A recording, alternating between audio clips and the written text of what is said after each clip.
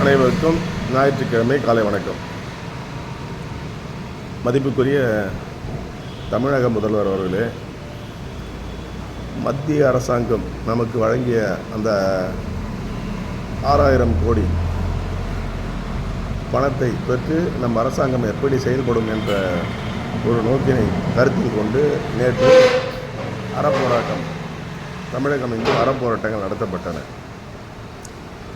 இது குறித்து என்னுடைய கருத்து, அதாவது ஆட்சி பொறுப்பிலே இருக்கக்கூடிய நாம்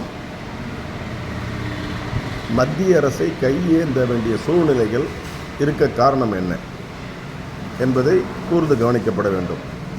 அடுத்து, இந்த அறப்போராட்டத்தினால் பாதிக்கப்படக்கூடிய மக்கள் தான் என்பதை, பொதுமக்கள் தான், சாலையிலே அங்கங்கு சாலையில் வாகனங்கள் திருப்பிவிடப்பட்டு மருத்துவமனைக்கோ அல்லது அலுவலகங்களுக்கோ பள்ளிகளுக்கோ செல்லக்கூடிய அந்த சூழ்நிலையில் மிகவும் பாதிக்கப்பட்டிருக்கிறார்கள்.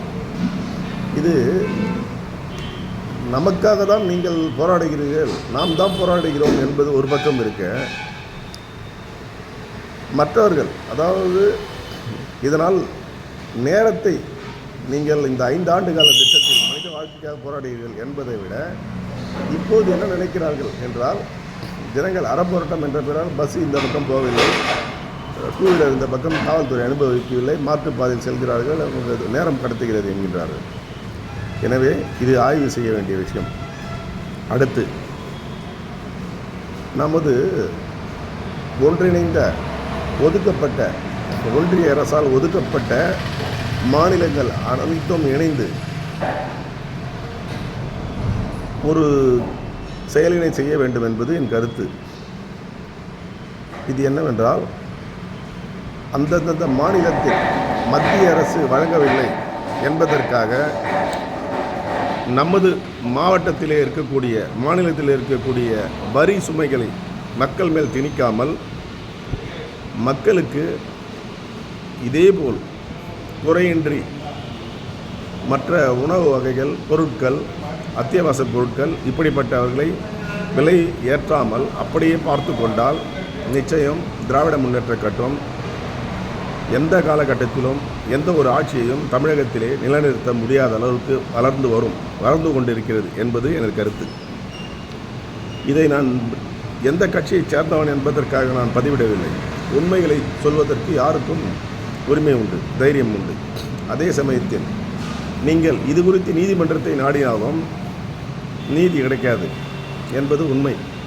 அறப்போராட்டங்கள் நடத்தினாலும் மாநில அரசுகளால் அவர்களுக்கு இப்போது எந்த பலனும் இல்லை. ஐயா நிதிஷ்குமார் அவர்கள் இந்த பிஜேபி ஆட்சி அமைவதற்கு உறுதுணையாக இருந்த அவர் ஒன்றை மட்டும் தெளிவுபடுத்தியிருக்க வேண்டும் என்பது நான் முன்பே தெரிவித்தேன். அதாவது, நாங்கள் பிஜேபியில் கூட்டணியில் இருந்து ஆட்சியை அமைக்க வேண்டும் என்றால் நான் 2.5 ஆண்டுகள், நீங்கள் 2.5 ஆண்டுகள் பிரதமராக இருங்கள் என்ற ஒரு அடிப்படையின் பெயரிலே அவர் இந்த முடிவை எடுத்திருக்க வேண்டும். அப்படி எடுத்திருந்தால் அவருடைய திறமையான ஆட்சி எப்படி இருந்திருக்கும், இவருடைய திறமையான ஆட்சி எப்படி இருந்திருக்கும் என்பதை நன்கு உணர்ந்திருக்கலாம். ஆனால் அவர் அப்படி செய்யவில்லை. அதே போன்று இவ்வளவு, அதாவது அம்பானியினுடைய 3 நாள் திருமண செலவு தான் இன்றைக்கு தமிழகத்திற்கு வழங்கப்பட்டிருக்கிறது, வழங்கப் போகிறது. அதை இப்போ அண்ணாமலை சொல்கிறார், நாங்கள் 2 லட்சம் கோடி கொடுத்திருக்கிறோம். 2019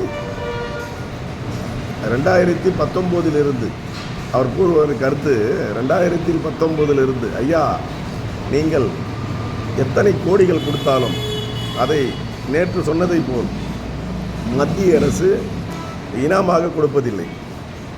நீங்கள் இப்பொழுது ஒரு பாரதிய ஜனதா கட்சியை வளர்க்கக்கூடிய ஒரு பெரிய ஒரு பொறுப்பிலே இருக்கிறீர்கள். எனவே நீங்கள் இந்த குறைகளை தீர்க்க மத்திய அரசிடம் என்ன நடவடிக்கை எடுக்கிறது என்று பார்ப்போம். எனவே மாண்புமிகு அமைச்சர் அவர்கள் இந்த வரி சுமைகள் மக்கள் மத்தியில் ஏற்படுத்தாத வகையில் தொழில் வரி, வீட்டு வரி, குடிநீர் வரி இவைகளை மக்கள் மேல் ஏற்றாமல் தயவு கூர்ந்து தாங்கள் ஆட்சி பொறுப்பை நிலைநிறுத்த வேண்டுமாய் கேட்டுக்கொள்கிறேன். நன்றி, வணக்கம்.